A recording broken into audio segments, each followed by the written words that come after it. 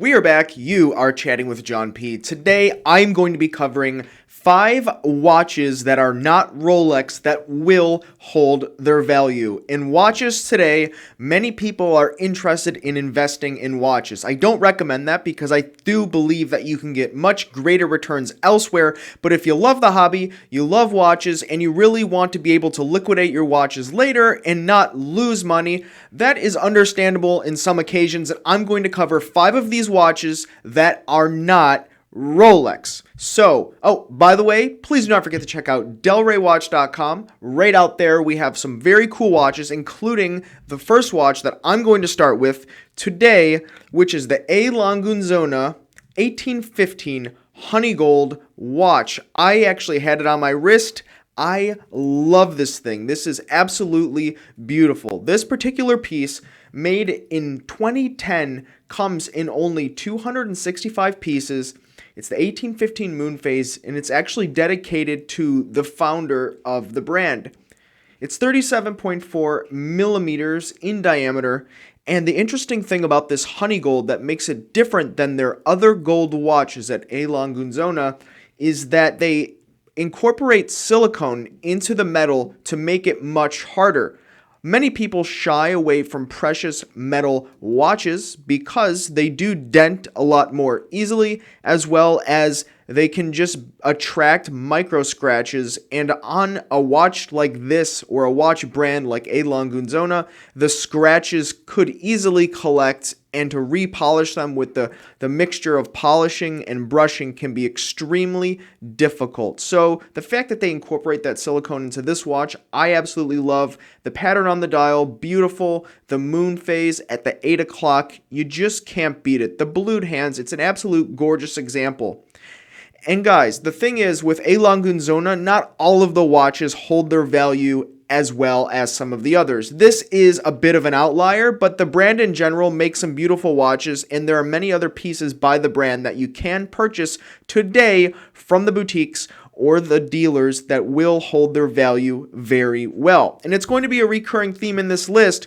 Some of these watches are special or are limited edition, but that's what drives up demand, and that's what increases the value, right? So this has been one very expensive example. You can check out more pictures at delraywatch.com. But there are some more approachable and affordable options on the list. Rolling into number 2, it's the Sinn 104. Yes, that's right, the Sinn 104. Some of you may be surprised, and those of you that really know Sinn are going to be shaking your head at home saying, yes, of course, the Sinn 104. And you already know because you have it in your collection. And with Sinn, once again, I've mentioned this in previous videos, but I was never attracted to them in the past throughout my watch collecting history. There was a few that I had, but I never was really attracted to them. And then we've just received so many 104s through the door here, and it really makes sense. While the retail is something like $1,330 US, so $1,300 US, and they trade pre-owned for like $200 less, or sometimes even a little bit more or less than that. So to see a watch in this under $1,500 segment, a sports watch, a pilot's watch, an automatic watch with time and date, trading pre-owned so close to the retail price, it really boggles my mind when you look at just the numbers. But when you feel the watch, you see the value that's there. These things are tough as nails. They really can take a beating. So they can take much more of a beating than the A Lange Sohne Honeygold. But they're just so tough, rugged, and durable. Some would say that they're even more rugged and durable than Rolex Submariner, but that's really left to the discussion section in the comments below between the Rolex guys and the Sinn guys. I want to see you guys duke it out, but Sinn 104s, they hold their value, and it's approachable in my opinion. Next on the list, we have the Grand Seiko Seasons.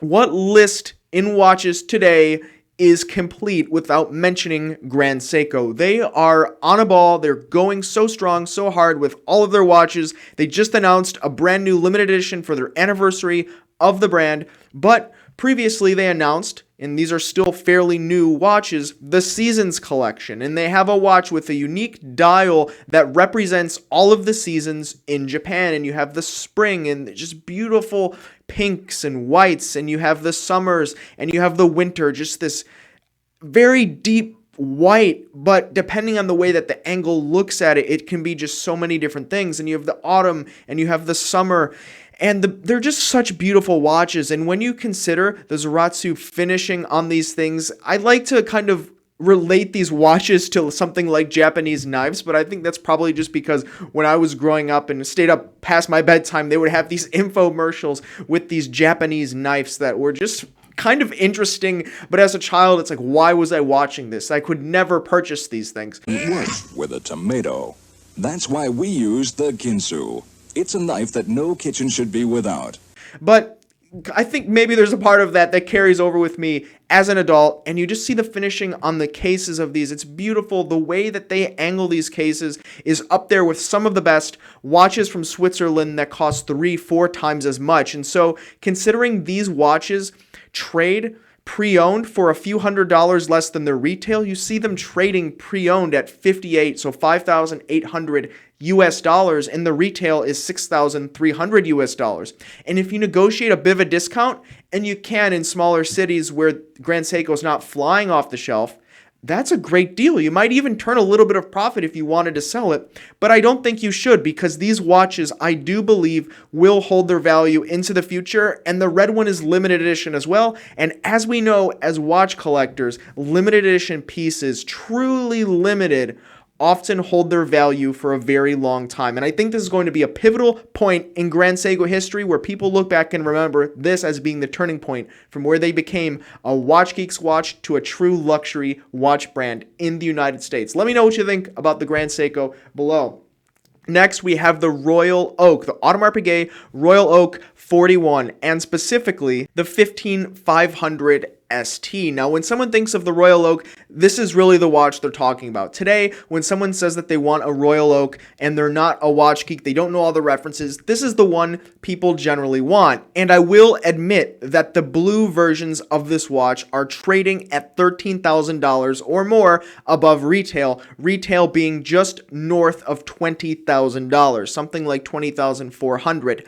They're always playing with the pricing these days. It's hard to keep up. But $20,400. The blue one's through the roof, and the same goes for Rolex Skydweller. I mentioned Rolex in this video. I promised myself I would not. Sorry, guys.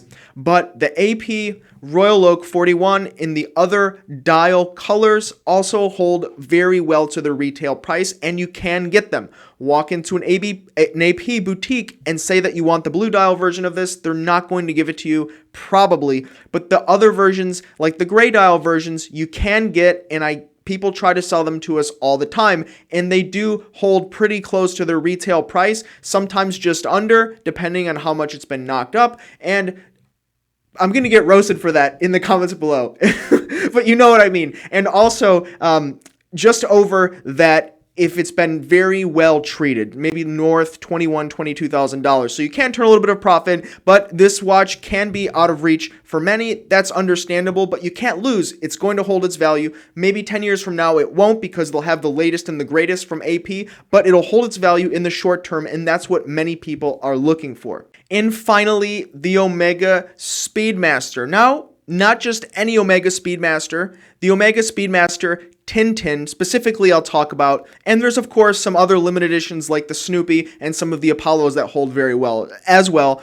but really in current times, the Tintin is where it's at. Looking at the Omega Speedmaster Professional, the 42, it can go a little bit both ways. When you look at the 42mm Omega Speedmaster Professional, they hang pretty close to a pre-owned trading price, right? They trade generally at $3,600 US dollars for the full kit current gen Speedmaster Professional. So if you buy a pre-owned, it'll hold its value pretty well. But if you're talking about buying the watch new or buying it unworn, the Tintin is where it's at. Now, you can't buy the Tintin on shelves, though just recently someone did tell us they found a Tintin at Costco, and I can confirm that because I found a Tintin at Costco about a year ago. So they do exist, and there are some new unworn Tintins out there. And on the back, the writing is in red, and it's really supposed to be a watch that is supposed to incorporate some of the things that happened in Tintin, which was a cartoon about a kid or a guy and his dog and going on adventures, and one of those adventures was going to the moon.